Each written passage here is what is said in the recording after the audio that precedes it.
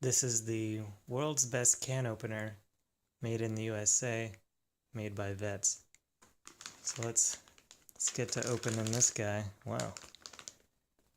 Easy does it. Be true to the red, white, and yeah. Be true to the red, white, and beautiful. I think that's probably what they meant to say. Made in the USA. Okay. Get to opening this. Hey, what is this? Came with a little gift. Oh, that looks dangerous. Made in the USA, sold by vets.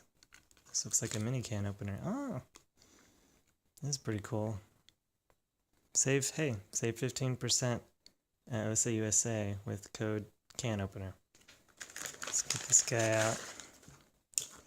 And this thing is heavy.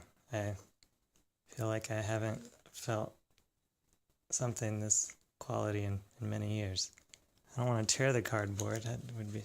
What about the cardboard? Just EZ-DUZ-IT is right. EZ-DUZ-IT. Yep. Haha, I'm so smooth. Yeah, look, didn't even have to tear that. Uh-huh. Swing with the stars. Okay, let's take a look at this. This is made in the USA.